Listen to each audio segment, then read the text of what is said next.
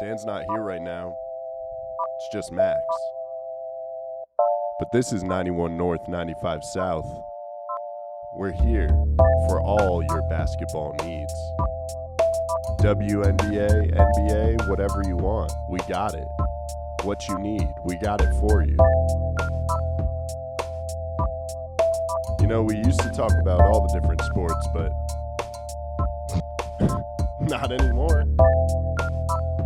Just ball now, baby. Only ball. Basketball.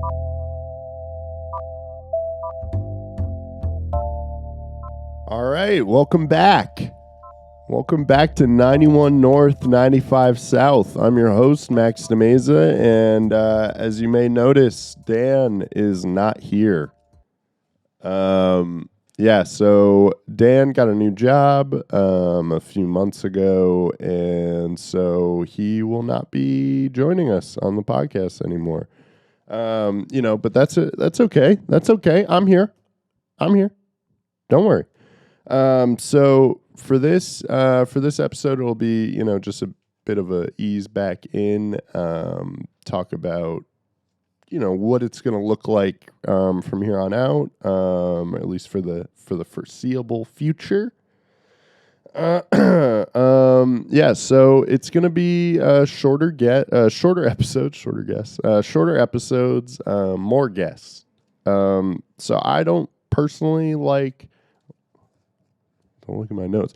I don't personally like podcasts or shows that are just, one person talking for an hour or two. Much prefer, multiple people. So when I can't get a guest, it'll probably be a shorter episode, like 30 to 45 minutes.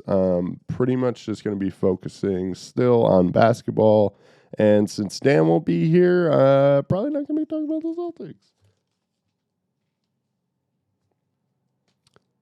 Is everyone okay with that? Because that's what's happening. Eagles fan now. Go Eagles. That actually leads us into... I should talk about more guests. Yes, more guests. Actually, this episode, we have a guest. Guest. So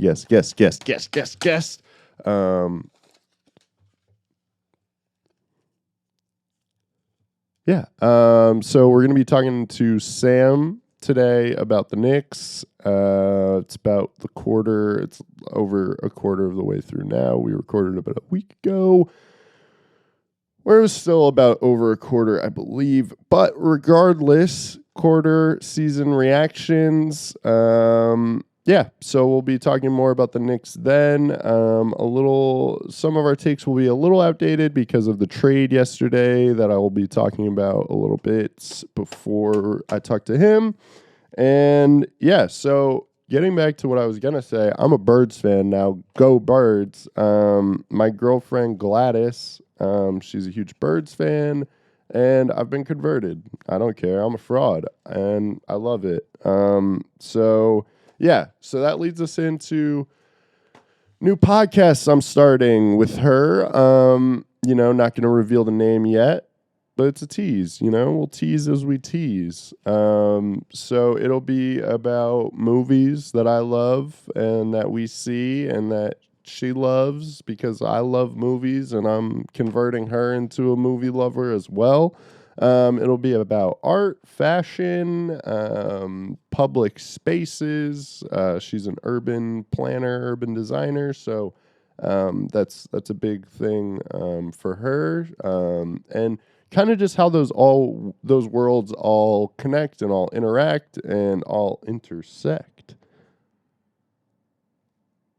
So we'll be, talking about various projects, organizations that we find, new shoes, stuff like that, new movies that we're really passionate about, all that good stuff.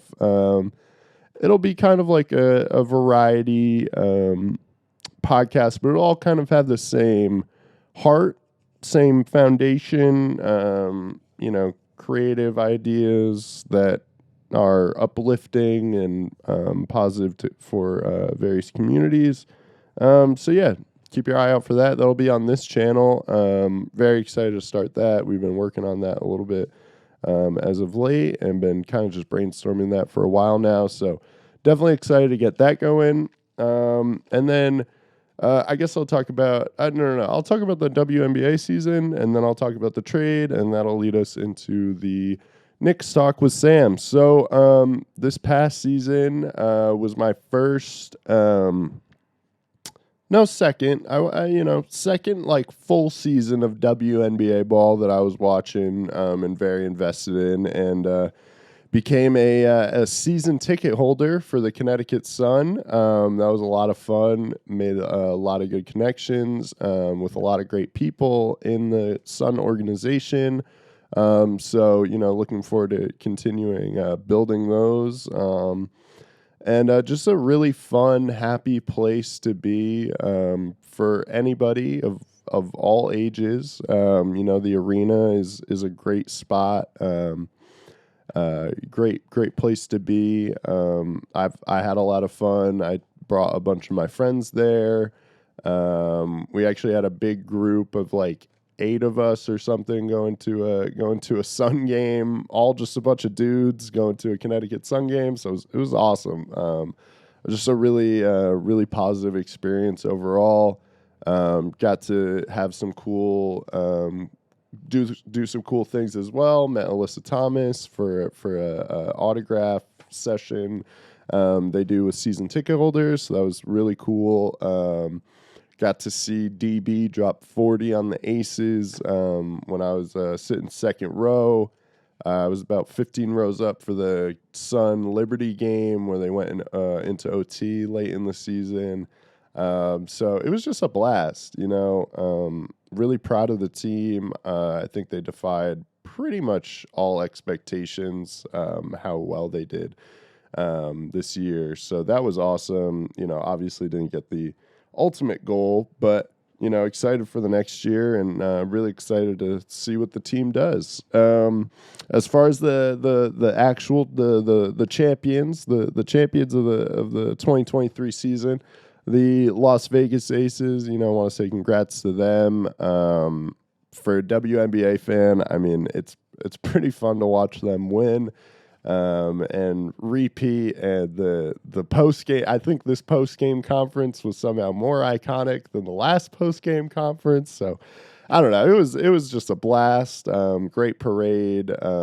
Asia Wilson putting the team on her back in that closeout game with losing 3 starters, I think, throughout the series and 2 starters in one night. It was incredible. Great basketball, and really excited for the rivalry between the Aces and the Liberty. I think that'll be great for the W, and it'll be really, really, really fun. And I mean, if you look at how the NBA became, this insanely popular thing and set it off on the course that it's run.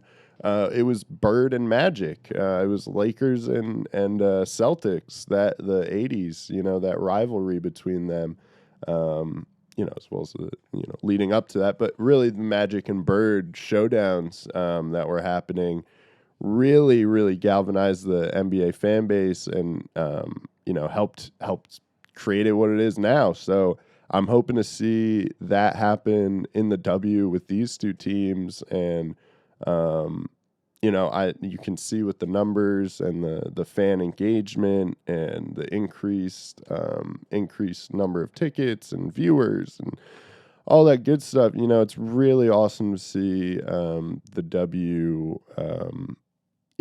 have this upward trend, this honestly massively upward trend. The numbers this year were really, really great to see. So as a WNBA fan, I'm very excited for next season. As far as a Knicks fan right now, I'm lukewarm.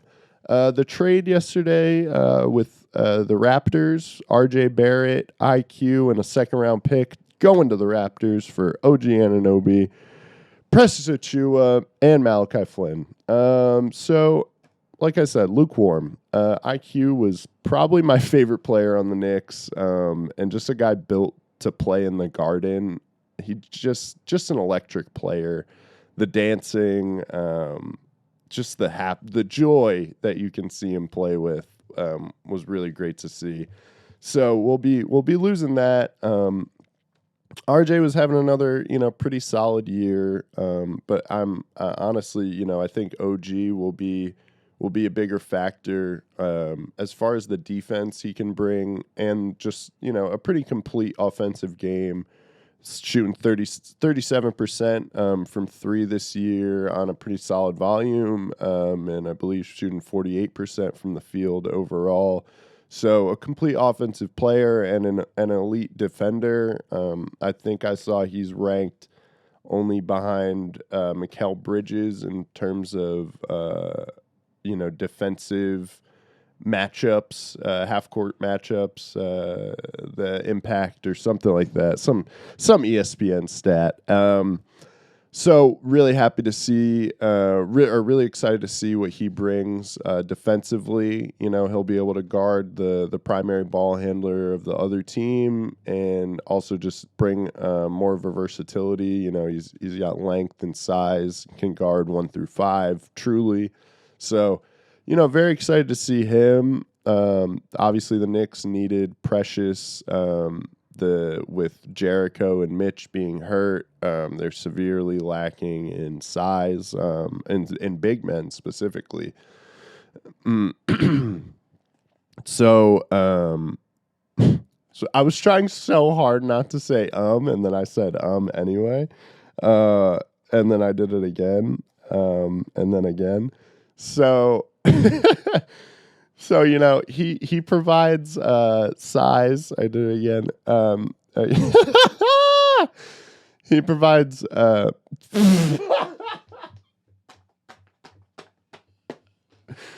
it's just in my head. He provides size that the Knicks were lacking. He's a big man, maybe a little undersized, but he provides some solid offense as well.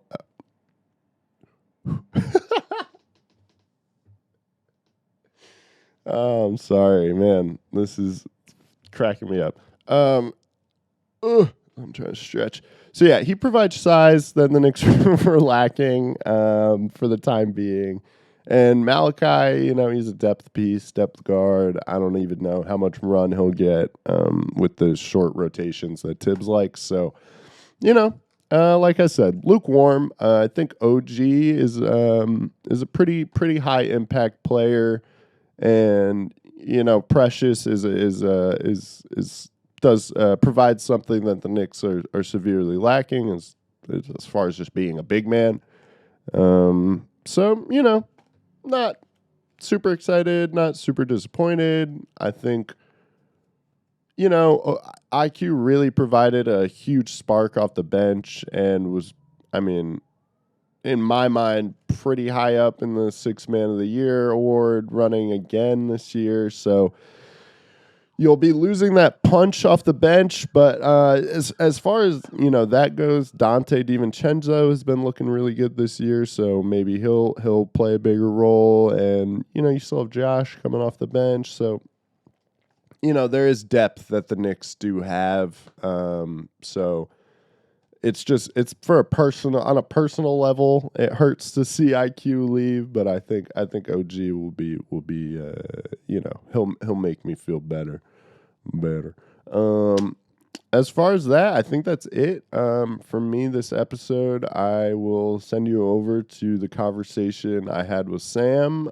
But before I do, make sure you like, comment, subscribe, go follow us on X, Twitter, Instagram, all that good stuff. Also drop your, movie recommendations, any possible, art ideas that have you really pumped or anything like that in the comments below, just for, potential conversation starters or topic ideas for the podcast I have with Gladys. And also drop your letterbox. I have a letterbox, so maybe I'll set up one for the podcast that we're going to start, and we could all follow each other and, create a little community. So, with all that being said, I'll stop talking, and then I'll immediately start talking when I interview Sam. I hope you guys enjoyed. I'm back. I'll be seeing you next week or later this week. Not really sure. Like I said, might be once or twice a week, but regardless, I hope you enjoy the conversation I have with Sam, and I hope you've enjoyed the conversation I've had with you so far. All right, we're here with Sam, our correspondent in New York, our resident all things New York expert. We're here to talk Knicks. So, Sam, we're about a quarter, about a quarter of the way through the season. What are your thoughts on the Knicks so far?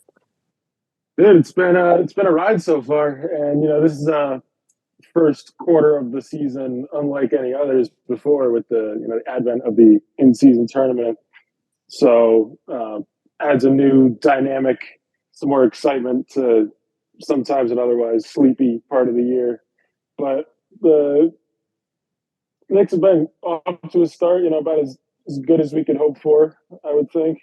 Uh, barring the recent Mitchell Robinson injury, right? He's getting ankle surgery. He's gonna be out for 10 to 12 weeks, maybe come Yeah. back in like February. So that's a hard blow, especially after his great start to the season, and his offensive rebounding is pretty unparalleled in the league.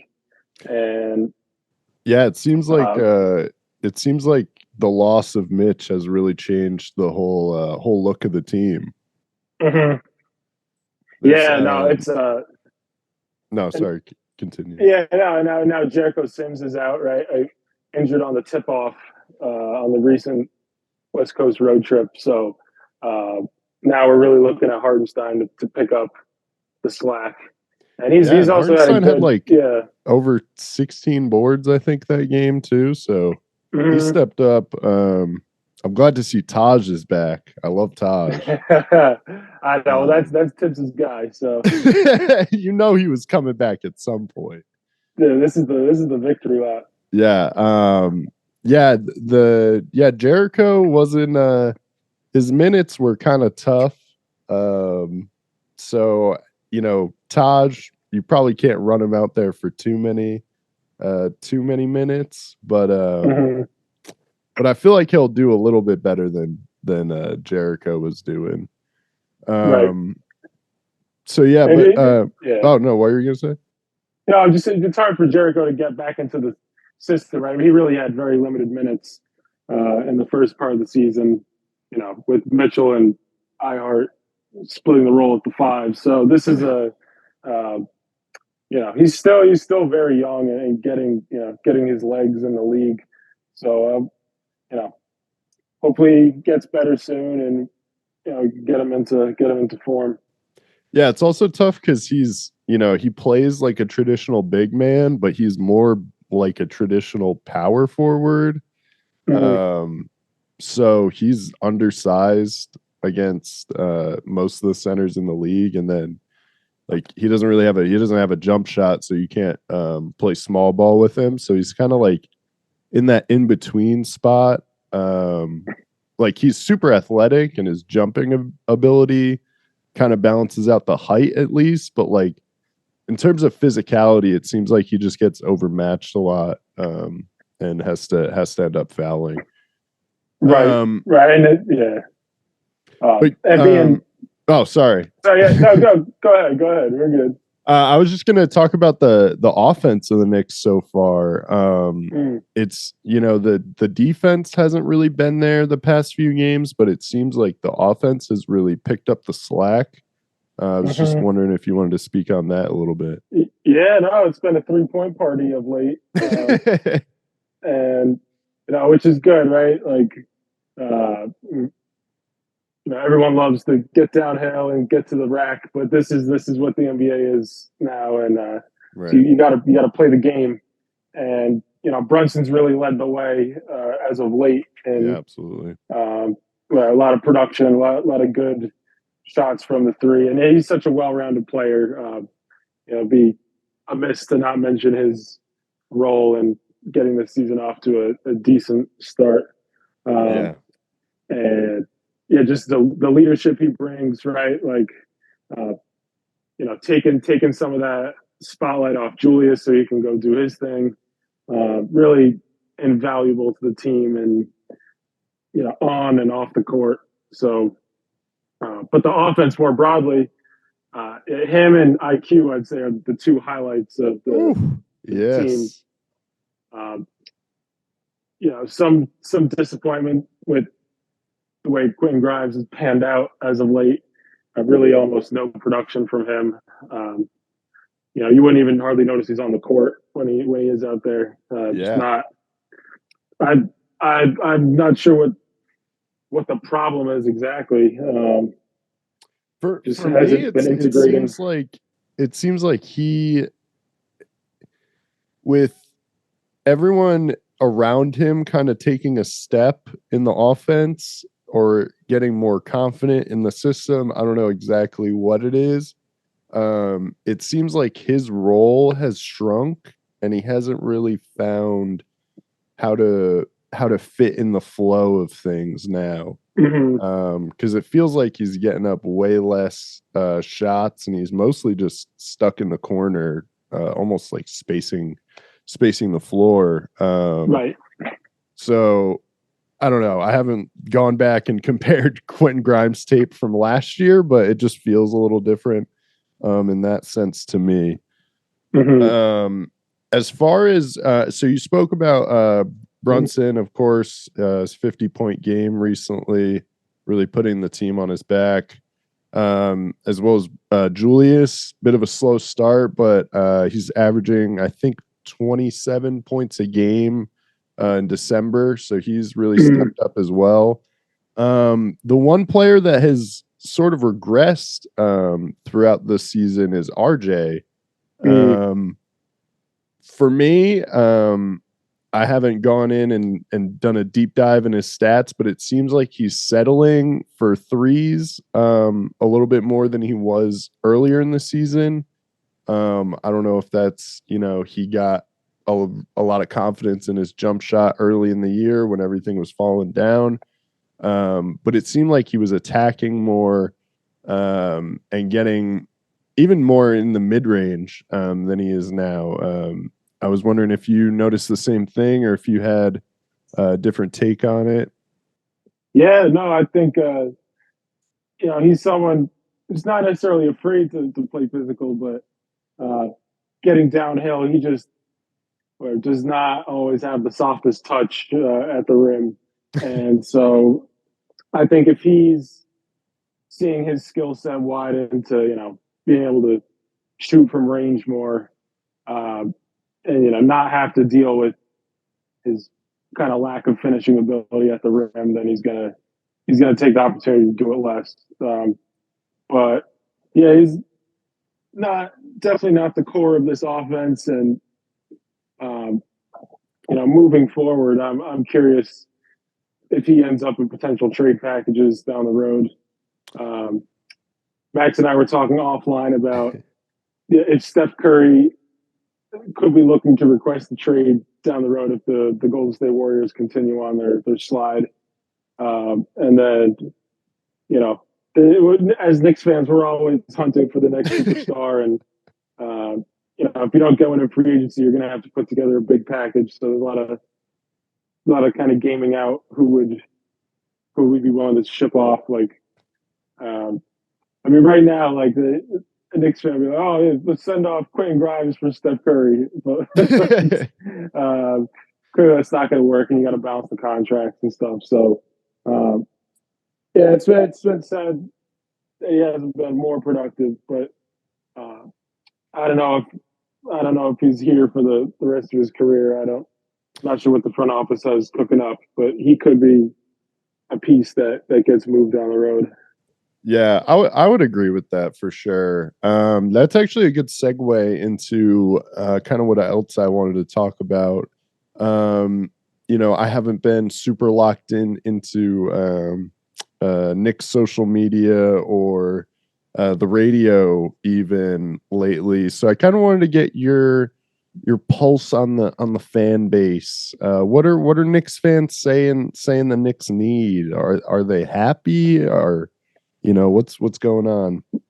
Yeah, I mean, look, I'm not on social media either, but the general impression I'm getting is, you know, huge satisfaction with what we've been getting out of Brunson, and again, there's a good contingent of RJ haters online. I know that for sure. So I'm sure What about they're Randall feasting right now. haters? Oh, Randall haters as well. No, I mean he's kind of shut him up as of late, as you were pointing out in December. But just what I've been hearing on the radio, like the sense is like just the horrible basketball that was played for the last 20 years by the Knicks kind of beat the fandom out of a lot of people. But diehard fans in the '90s, yeah, it's hard to maintain the fandom like that when it's so brutal to watch. And I think there's a real resurgence of people rediscovering the team and getting back into it. I live in New York here in Manhattan, so I see Knicks gear all the time. So I think is when the Knicks are doing well, there's a real buzz, unlike anything else. So absolutely, we just got to keep on keeping on here. You'll love to hear it. Yeah, I've definitely noticed more Knicks gear even in Connecticut myself. So that's a good point. And older people for sure too. Yeah, no, that's great to hear. I'm definitely super happy with the team so far. I feel like they're in a great position to get a superstar. And they've got two. You could, on a good year, RJ, you can throw in there three all-star caliber players to pair with a potential superstar. Although RJ, as you mentioned, would probably be in that package. But regardless, I think they're in a great position.